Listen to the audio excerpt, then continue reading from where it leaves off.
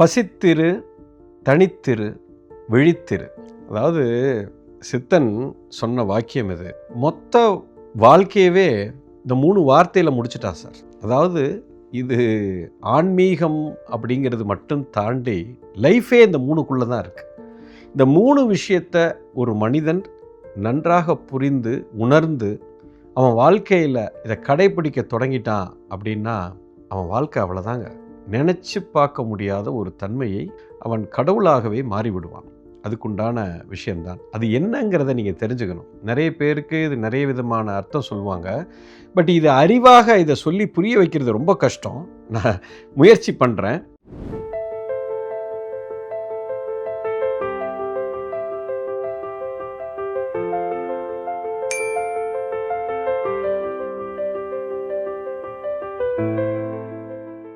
Okay, first வார்த்தை பசித்திரு. பசித்திரு அப்படின்னா என்னன்னா, ஒரு மனிதன் எப்பொழுதுமே வயிற்றுக்குள்ள உணவு எப்பயுமே இருக்கக்கூடாது.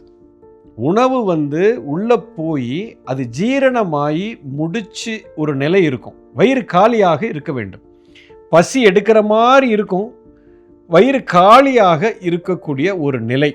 இந்த நிலையில தான் உங்களுடைய சக்தி ஓட்டம், உங்கள் பாடியில் எனர்ஜி லெவல் ரொம்ப ஹையில் இருக்கும். இந்த லைஃபுங்கிறதே எனர்ஜி தாங்க. அண்ட சராசரமே சக்தியின் வெளிப்பாடு, எனர்ஜி தான். ஒரு குழந்தை பிறக்குது அப்படின்னா உடம்பை பிறக்குது. தாய் தந்தை உடம்பை தான் கொடுக்கிறார்கள். அப்போது தாயும் தந்தையும் சேர்ந்து ஒரு உடலை உற்பத்தி செய்து அது ஒரு பெண்ணின் வயிற்றிலிருந்து உடம்பு வெளியே வருகிறது அல்லவா? அது வெளியில் வரும்போது உயிர் சக்தி உள்ளே போகுது. இதுதான் பிறப்புன்னு சொல்கிறோம். அப்போ எனர்ஜி உள்ளே போகுது. இந்த எனர்ஜி உள்ளே போய் இது குழந்தை பிறந்து ஒரு 100 வருஷம் வாழுது. அதுக்கப்புறம் என்ன ஆகுது? இறந்து போகிறோம். இறந்து போனால் என்ன ஆகுது? உயிர் வெளியில் போயிடுது. அதாவது ஒரு உடம்பு அப்படிங்கிற ஒரு பொருளுக்குள்ள சக்தி உள்ளே போச்சு, அந்த பொருள்ல இருந்து சக்தி வெளியே போச்சு. இதுக்கு ரெண்டுக்கும் நடுவில் நடக்கிறது தான் லைஃப். நல்லா புரிஞ்சுக்கணும். அப்போ வாழ்க்கைங்கிறதே எனர்ஜி தான், வேற ஒன்றும் கிடையாது. எனர்ஜி போயிடுச்சுன்னா அவுட்டு. ஒரு சின்ன குழந்தை ஏன் ஆரோக்கியமாக இருக்குது? எனர்ஜியோடு இருக்குது. அப்படியே ஓடும், ஆடும், விளையாடும், எல்லாமே இருக்கும். Everything is energy. ஒரு வாழ்க்கையில் பெருசாக நீங்கள் சாதிக்கணும்னா, இன்னொரு காணொலியில் சொல்லியிருக்கேன், சக்தி எந்த காரியத்தில் நீங்கள் பண்ணுறீங்களோ அதுக்குள்ளே போகணும். ஸோ லைஃபே it is a game of energy, வேற ஒன்றுமே கிடையாது. இப்போ கோவப்படக்கூடாது, நீ வெறுப்பு இருக்கக்கூடாது, உனக்குள்ள பொறாமை இருக்கக்கூடாது, எரிச்சல் இருக்கக்கூடாது, ஒருத்தரை சீட்டிங் பண்ணக்கூடாது, பொய் சொல்லக்கூடாது, இதெல்லாம் ஏன் சொல்கிறோம்னா, இப்போ கோபப்பட்டாலோ பதட்டம் வந்தாலோ எரிச்சல், பொறாமை, படபடப்பு, பயம், இன்செக்யூரிட்டி இதெல்லாம் வந்துச்சுன்னா சக்தி குறையும். அவ்வளோதான், அவங்க எனர்ஜி எல்லாம் போயிடும். கோவப்படுற அன்னைக்கு பாருங்கள், எனர்ஜியே இருக்காது. இது எல்லாமே நெகட்டிவ் எமோஷன்ஸ். அப்போ இந்த லைஃபுங்கிறதே கேம் ஆஃப் எனர்ஜி தான். பாருங்க, இந்த ஒரு வார்த்தைக்குள்ளே எல்லாத்தையும் கொண்டு வந்துட்டான். அப்போ பசித்திருன்னு அவன் ஏன் சொல்கிறான் அப்படின்னா, நீ பசியோடு இருக்கும் பொழுது, அதாவது வயிறு காலியாக இருக்கும்போது உன்னுடைய சக்தி ஓட்டம் மேலோங்கி நிற்கும். இப்போ ஒரு உணவை உள்ளே போட்டிங்கன்னா அந்த உணவை ஜீரணம் பண்ணுறதுக்கு ஜீரண மண்டலம் வேலை செய்யும். அப்போ ஜீரண மண்டலம் வேலை செய்யும் போது உடம்புல இருக்கிற சக்தி பூரா விரயமாகும். அது சும்மா கிடையாது. ஒரு பொருளை ஜீரணம் பண்ணுறதுக்கு எவ்வளோ வேலை பண்ணோம். அதனால தான் சித்தர்கள், ஞானிகள் உபவாசம் இருப்பாங்க. ஏன்னா எனர்ஜி அக்யூமுலேட் பண்ணணுங்கிறதுக்காக தியானம் பண்ணுறாங்க. ஸோ பசித்திரு, எப்பயுமே பசியோட ஒருத்தன் இருக்கும் பொழுது எனர்ஜி உச்சக்கட்டத்தில் இருக்கும். ஸோ காலையில் நீங்கள் ஒரு உணவு சாப்பிட்றீங்க, அது உணவு ஜீரணமாகி அது உடம்ப ஜீரண மண்டலம் பண்ணி முடித்து சக்தியை உறிஞ்சி எடுத்து வேலை செய்கிறதுக்குள்ளே அடுத்த உணவை உள்ளே போட்டுறீங்க. திரும்ப மத்தியானம் அடுத்த உணவு போட்டுறீங்க. இப்போ அதை ஜீரணம் பண்ணுறதுக்கு சக்தி போகுது. திரும்ப அது ஜீரணமாகி சக்தி வரும்போது அடுத்த உணவு தூக்கி உள்ளே போட்டுறோம். இது மட்டும் இல்லை, 3 வேளை இல்லை, 5 வேளை திங்கிறோம், 7 வேளை திங்கிறோம், பார்க்குறதெல்லாம் திங்கிறோம், கண்ணில் எது மாடுதோ இதெல்லாம் தின்னுக்கிட்டே இருக்கிறோம். இந்த மாதிரி ஒரு மனிதன் இருந்தான் என்று சொன்னால் அவன் உடம்பில் சக்தியே இருக்காது. வாழ்க்கையில் அவன் ஒன்றுமே செய்ய முடியாது. ஸோ பாருங்க, அவன் பசித்து இருடா அப்படின்னு ஒரு வார்த்தைக்குள்ள எவ்வளோ விஷயத்தை அவன் கொண்டு வந்துட்டான் பாரு. அப்போ அதனால தான் சொன்னான் பசித்து புசின்னு சொன்னான். பசிச்சாதான் சாப்பிடணும், பசிக்கலைன்னா திங்காதேன்றான். பசி உயிர் போகிற மாதிரி வரும், அந்த நேரத்தில் தான் சாப்பிட்ணும். கண்ட நேரத்தில் தின்னுக்கிட்டே இருந்தேன்னா உன் பாடியில் சக்தியே இருக்காது. வாழ்க்கையில் நீ வாழ்கிறதுக்கு அர்த்தமே இல்லை. லைஃபுங்கிறதே லைஃப் எனர்ஜி தாங்க. ஒரு மனுஷன் தின்னுட்டு இப்படியே உட்கார்ந்துருந்தோம்னா அது லைஃபே கிடையாது. ஒரு குழந்தை எப்போவுமே லைவாக இருக்கும், அதுதான் லைஃப். எந்தூசியாசம் தான் ஹெல்த். உற்சாகம் இருக்கணும். அது எப்போ இருக்கும்னா பசித்து இருக்கும் பொழுது தான் இருக்கும். நீங்கள் நல்லா கவனிங்க, ஒரு உணவை சாப்பிட்டு முடிக்கிறீங்க, சாப்பிட்டு முடித்து 2.5 மணி நேரம் எடுக்கும் ஜீரணமாகிறதுக்கு. ஜீரணமாகி 2.5 மணி நேரம் கழித்து தான் உங்களுக்கு எனர்ஜியே பயங்கர பீக்குக்கு போகும். அடுத்த ஒரு 2.5 மணி நேரம் பிரமாதமாக இருக்கும். அதுதான் கோல்டன் பீரியட். அந்த நேரத்தில் நீங்கள் எது செஞ்சாலும் வாழ்க்கையில் ஜெயிச்சிருவீங்க. மிகப்பெரிய கிரியேட்டிவிட்டி, உங்களுடைய ஒர்க்கோட எஃபிஷியன்சி, எதை நினைச்சாலும் நடக்கும். அந்த நேரத்தில் உங்கள் மைண்டு லேசர் ஷார்ப்பாக ஒர்க் ஆகும். ஃபஸ்ட்டு 2.5 மணி நேரம் விட்டு அடுத்த 2.5 மணி நேரம், தேர்டு ஒரு 2.5-3 மணி நேரம் இருக்குது. அதுதாங்க இருக்கிறதுலே அல்டிமேட் ஸ்டேட். அந்த ஸ்டேட்டை நீங்கள் மிஸ் பண்ணக்கூடாது. அதுதான் சித்தன் இருக்கக்கூடிய. அதனால தான் சித்தர்கள் ஒரு வேளை தான் சாப்பிடுவாங்க. ஏன்னா பசித்து அந்த நிலையிலேயே இருக்கணும்னு பார்ப்பாங்க. உடம்புக்கு தேவைப்படுது ஒரு லிமிட்டேஷன், அதுக்காக கொஞ்சம் சாப்பிட்டுக்கிறாங்க, அவ்வளோதான். நம்ம போகிறது வரதெல்லாம் தின்னுக்கிட்டே இருக்கிறோம். அப்போ பசித்து இருக்கிறதுக்கு வாய்ப்பே இல்லை. இதுதான் பசித்திருக்குண்டான அர்த்தம். சரி, தனித்திரு அப்படின்னா என்ன? இது புரிஞ்சுக்கிறது கொஞ்சம் கஷ்டம். பட் இருந்தாலும் தனித்திருன்னா நிறைய பேர் என்ன சொல்லுவாங்க, நான் தனியாக இருக்கணும் அப்படிம்பாங்க. அதுக்கு பேர் லோன்லினஸ்ன்னு பேர். லோன்லினஸ் கிடையாது, தனிமைப்படுத்தி இருக்கணும், நீயாக இருக்கணும், இந்த மாதிரிலாம் சொல்லுவாங்க. தனித்திருக்கு அர்த்தம் என்னன்னா ரொம்ப அற்புதமான அர்த்தம். நீ மட்டுமே இரு, பிரிவினை இல்லை. இந்த அண்ட சராசரத்தில் நீ மட்டுமே இருக்கிறாய், அதை நீ உணர்ந்து நீயாக இரு. அதுதான் அதுக்கு அர்த்தம். இந்த உலகத்தில் இப்போ 830 கோடி மக்கள் இருக்காங்க இல்லையா? 830 கோடி மக்களே கிடையாதுங்க. அங்கே 830 உடம்பு தான் இருக்கிறது, உயிர் ஒன்றே ஒன்று தான் இருக்குது. 830 கோடி உடம்பு மட்டும் இல்லை, 85 லட்சம் உயிரினங்கள். ஒரு புழு, பூச்சி, பறவை, மிருகம், இதெல்லாம் வேற வேற கிடையாது. மரம், செடி, கொடி எல்லாமே பொருள் தான், உடம்பு மட்டும் வேற. ஆனால் இந்த அண்ட சராசரத்தில் ஒரே ஒரு உயிர் மட்டுமே இருக்கிறதுக்கு, அதுதான் இறைவன். இறைவன் மட்டுமே இந்த அண்ட சராசரத்தில் இருக்கிறான். அப்போ நான் இல்லையா, நீங்கள் இல்லையா குருஜி? கிடையவே கிடையாது.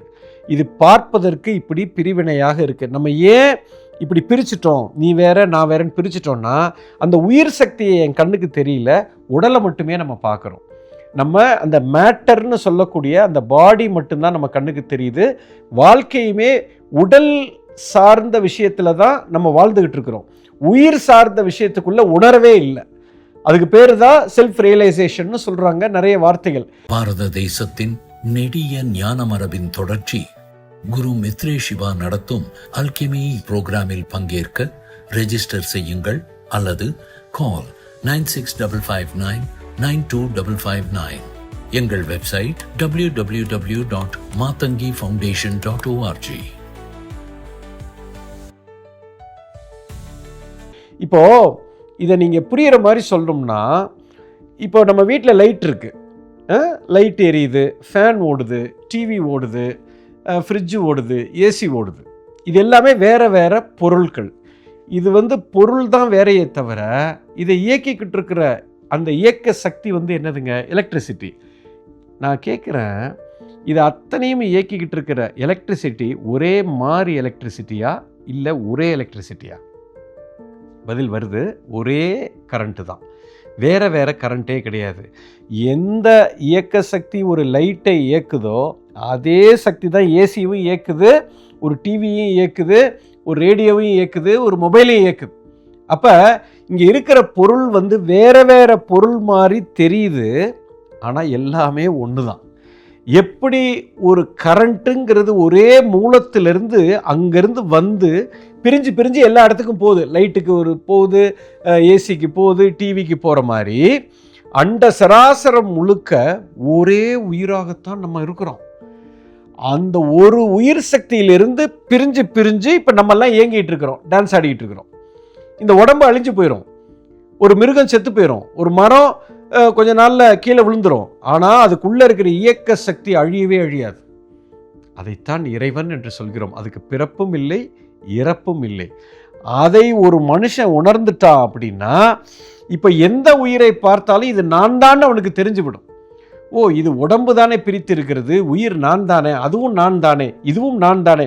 இந்த காணொளியை பார்த்து கொண்டிருக்கிற ஆயிரக்கணக்கான பேருக்கும் எனக்கும் எந்த வித்தியாசமும் இல்லை, ரெண்டுமே ஒன்று தான். இதைத்தான் வள்ளலார் சொல்கிறார், வாடிய பயிரை கண்ட போதெல்லாம் வாடினேன்னு. ஒரு பயிர் வாடுனா என் உசுறு அவர் உசுறு வாடுதாங்க. நல்லா கவனிங்க. இப்போ நம்ம வீட்டில் ஒரு பிள்ளை அடிபட்டானா நமக்கு நெஞ்சு வலிக்கும், நம்ம பிள்ளைக்கு ஏதாவது மண்டை உடஞ்சிருச்சுன்னா நமக்கு நெஞ்சு வலிக்கும். பக்கத்து வீட்டு பிள்ளை மண்டை உடஞ்சா நமக்கு நெஞ்சு வலிக்காது. அப்போ என்ன ஆயிடுச்சுன்னா, இது என் பிள்ளைக்குள்ளே இருக்கிற உயிரும் அந்த உயிரும் வேற வேறன்னு பிரிச்சுட்டீங்க. ஏன்னா உயிரை பார்க்கல, நீங்கள் உடம்பை மட்டுமே பார்க்குறீங்க. ஆனால் வள்ளலார் பாருங்க, தாம் புள்ள வாடுனா அவருக்கு வாடலையாம், ஒரு செடி வாடுனா கூட அவருக்குள்ள வாடுதான். அப்போ என்ன அர்த்தம், செடிக்குள்ளே இருக்கிற உயிரும் இந்த குழந்தைக்குள்ள இருக்கிற உயிரும் எனக்குள்ள இருக்கிற உயிர் ரெண்டும் ஒன்றுன்னு எல்லாமே ஒன்றாக உணர்கிறார். இது அறிவா புரிஞ்சுக்கிறது இல்லை, உணர்வு ரீதியாகவே பார்க்குறார். அதனால தான் அவரை கடவுளாக கும்பிடுகிறோம். You understand? ஸோ அதுதான் தனித்து இரு அப்படின்னா அதுக்கு அர்த்தம் என்னம்னா, இதை நீ உணர்ந்து வாழ்ந்தால் உன் வாழ்க்கை எங்கேயோ போயிடும். அப்போ எல்லாத்தையும் நீ அன்பாக இருக்கணும், எல்லாரையும் நீ நேசிக்கணும், யாரையும் வெறுக்காத, யாரையும் சீட்டிங் பண்ணாத, ஒருத்தரை கொலை பண்ணாத, ஒருத்தர் இதை பண்ணாத அதை பண்ணாத, நம்ம எந்த ஃபிலாசபியும் கொடுக்க வேண்டிய அவசியமே இல்லைங்க. இதுவும் நான் தான் தெரிஞ்சு போச்சுன்னா அதை எப்படிங்க நான் தீங்கு செய்ய முடியும்? இன்னொருவருக்கு நான் எப்படி தீங்கு செய்ய முடியும்? நீ அன்பாருன்னு சொல்ல வேண்டிய அவசியமே இல்லை. இப்போ உதாரணத்துக்கு என்னுடைய 2 கைகள் இருக்குது, இந்த வலது கை இருக்குது. வலது கையே இடது கையை நீ ஏமாற்றக்கூடாது, என்ன இதுக்கு நீ சீட்டிங் பண்ணக்கூடாது, இதை நீ கொன்றக்கூடாது, இது மேலே நீ அன்பாக இருக்கணும், இது மேலே பாசமாக இருக்கணும், இதை எப்போயுமே நேசிக்கணும், இப்படிலாம் சொல்லணுமா? இப்படிலாம் சொன்னோம்னா நம்மளை கோமாளிம்பாங்க. டேய் நீங்கள் பார்க்கறதுக்கு தான்ப்பா வேறு வேறு ஆளுங்க, ஆனால் ஒரே மூலத்தில் தான் நீங்கள் தொடர்பில் இருக்கிறீங்கிற உண்மை இதுக்கு தெரிஞ்சதுனால ஒருபோதும் இந்த வலது கை இடது கைக்கு தீங்கு செய்யவே செய்யாது. இதுதான் சட்டம். அதைத்தான் சித்தன் சொல்கிறான், தனித்திரு அப்படின்னு ஒரு வார்த்தையில் சொல்லிட்டு போயிட்டாங்க அவன். இது யாருக்கும் இதை உணர்வு ரீதியாக நான் உணர்ந்து கொள்ள வேண்டும். அதை எப்படி உணர்றது? அதுக்கு பல வழிகள் இருக்கிறது. அதை உணர்ந்து கொள்ளும் பொழுது ஒருத்தனுடைய வாழ்க்கை எங்கேயோ போயிடும். இது ஆன்மீகம் பேசலை, இது என் வாழ்க்கை வேற, இதெல்லாம் நான் கற்றுக்க முடியுமா, இதெல்லாம் இதை உணர்றதுக்கு ஒரு சில ஸ்டெப் இருக்குது. அதை பயிற்சியாக பண்ண ஆரம்பிச்சிங்கன்னா உணர்ந்துடலாம். ஒரு குப்பை நம்ம படிக்கிறோம் புக்ஸு, ஒரு பிகாம் டிகிரி வாங்குறதுக்கு 15 வருஷம் நம்ம செலவு பண்ணுறோம். ஒரு பிகாம் டிகிரி 3 வருஷம் இல்லைங்க, 15 வருஷம், 12 வருஷம் 12th வரைக்கும் முடிச்சுட்டு 3 வருஷம் வாங்கணும். அதை வாங்குறதுக்கே 15 வருஷம் செலவு பண்ணிங்களே, இந்த ஒரு விஷயத்தை உணர்றதுக்கு நம்ம எவ்வளோ நேரம் நம்ம செலவு பண்ணியிருக்கோம்? யார் நமக்கு கற்றுக் கொடுத்தது? யாராவது கற்றுக் கொடுத்துருக்காங்களா? அதை பயிற்சியாக நம்ம எடுத்துருக்கிறோமா? பண்ணதில்லை. பண்ணணும்னா நடந்துடும். நடந்துச்சுன்னா எங்கேயோ போயிடுவீங்க. இது சின்ன வயசுலேருந்து இதைத்தான் குருகுல கல்வியில் கற்றுக் கொடுத்தார்கள். இதையல்லவா நம்ம கற்று இருக்க வேண்டும், இதெல்லவா நமக்கு சொல்லி கொடுத்துருக்கணும். இதுக்கு பேர் தான் தனித்திரு என்று பெயர். ஓகே, அடுத்தது விழித்திரு. விழித்திருன்னா விழிப்புணர்வு. விழிப்புணர்வுனா கண்ணை முழிச்சிட்டு இருக்கிறது இல்லை. அதாவது ஒரு விஷயத்தில் என்னுடைய முழு கவனமும் இருந்தால், கவனச்சிதறல் இல்லாமல் இருக்கும் பொழுது என்னுடைய மனம் ஒருநிலைப்பட்டு ஒரு இடத்துல குவியுது. அப்படி குவியும் பொழுது கொஞ்ச நேரத்தில் அந்த மனமே காணாமல் போய்விடுகிறது. அங்கே சக்தி ஓட்டம் மட்டுமே இருக்கும். அதுக்கு பேர் தான் விழிப்புணர்வு என்று பெயர். அந்த விழிப்புணர்வில் அப்படியே என் மைண்டு ஒரு குறிப்பிட்ட இடத்துல அப்படியே ஃபோக்கஸ்டாக இருந்து, என் பாஸ்ட் ஞாபகமும் எனக்கு வரல, ஃப்யூச்சர் பற்றியும் நான் போகலை, அப்படியே லேசர் ஷார்ப்பாக நான் ஒரு இடத்துல ஃபோக்கஸ்டாக நான் இருக்கும் பொழுது அந்த மனமே காணாமல் போய்விடுகிறது. அப்போது ஒரு விழிப்புத்தன்மைக்கு வர்றேன். அந்த நேரத்தில் எனக்குள்ள ஒரு பேரானந்தம் கிடைக்கிது, ஒரு எக்ஸைட்மெண்ட் வரும் பாருங்க. அந்த ஒரு எக்ஸைட்மெண்ட்டுக்கு எல்லையே கிடையாதுங்க. நினச்சி பார்க்க முடியாத ஒரு ஆனந்தத்தில் ஒரு மனிதன் இருப்பான். அதை அனுபவித்தவனுக்கு தெரியும். இப்போ உங்களுக்கு ஒரு சின்ன உதாரணம் சொல்கிறேன், உங்களுக்கு புரிஞ்சிடும். இப்போ நீங்கள் ஒரு கிரிக்கெட் மேட்ச் பார்க்குறீங்க. உலகமே இந்த கிரிக்கெட்டில் வெறியாக இருக்காங்க. கிரிக்கெட்டு, ஃபுட்பாலு இதெல்லாம் வெறியாக இருக்காங்க. இப்போது கிரிக்கெட் மேட்ச்சில் உட்காந்து ஒரு மேட்சை பார்க்குறீங்க. இப்போ last over, okay, India Pakistan match, 6 பால் 22 ரன்னு இந்தியா அடிக்கணும், சரியா? இப்போ அதை பார்த்துட்டு இருக்கும்போது இப்போ அடுத்த பால் அவன் போட போகிறான். அப்படியே ஸ்டேடியத்தில் ஒரு 80,000 பேர் 1,00,000 பேர் அப்படியே உட்காந்துருக்கான். பார்த்தீங்கன்னா ஸ்டேடியத்தில் மட்டும் இல்லை, டிவியில் அப்படியே கோடிக்கணக்கான பேர் இப்படி பார்த்துக்கிட்டு இருக்கும்போது ஒரு பெரிய எக்ஸைட்மெண்ட், பயங்கரமான ஒரு எக்ஸைட்மெண்ட். அடுத்த பால் என்னன்னு தெரியாது, இது எப்படி நடக்க போகுது ஒருத்தருக்குமே தெரியாது. அப்போ என்ன ஆகுதுன்னா, இந்த மைண்டு வந்து எப்போ வேலை செய்யும்னா, அதுக்கு ஏற்கனவே ஒரு விஷயம், தெரிஞ்ச விஷயத்தை தான் மைண்டு வேலை செய்யும். தெரியாத விஷயத்தை மைண்டு போகவே போகாது. அந்த நேரத்தில் உங்களுக்கு இவ்வளோ எக்ஸைட்மெண்ட் இருக்கிறது காரணம் என்னென்னா, அந்த மொமெண்ட்டில் நீங்கள் பாஸ்ட்டை பற்றி உங்களுக்கு ஞாபகம் கிடையாது. உங்கள் ஆஃபீஸ் ஞாபகம் வராது, வீட்டு ஞாபகம் வராது, சோறு தண்ணி ஞாபகம் வராது, பொண்டாட்டி பிள்ளை ஞாபகம் வராது. முழு கவனமும் அந்த 1,00,000 பேர் ஸ்டேடியத்தில் உட்கார்ந்துருக்கிறவங்க அத்தனை பேரும் அடுத்த பால் என்ன ஆக போகுது அப்படிங்கிற தெரியாத ஒரு நிலையில் ஒரு திறந்த மனசோட உட்கார்ந்துருக்கீங்க பார்த்தீங்களா, அதுதாங்க தாரணான்னு பேர். அந்த மாதிரி மைண்டு லேசர் ஷார்ப்பாக ஒரு இடத்துல உட்கார்ந்துருக்கும் போது உங்களுக்கு அந்த உற்சாகம் வருது பாருங்க, உள்ளுக்குள்ள ஒரு எனர்ஜி, அப்படி ஒரு சக்தி உள்ள வேலை செய்யும். அதுக்கு பேர் தான் விழிப்புணர்வுன்னு பேர். மனம் விருத்தியற்ற நிலைன்னு சொல்கிறார் பதாஞ்சலி. இது வந்து கிரிக்கெட் மேட்ச் தான் எனக்கு இந்த எக்ஸைட்மெண்ட்டை கொடுக்குது, கிடையவே கிடையாது.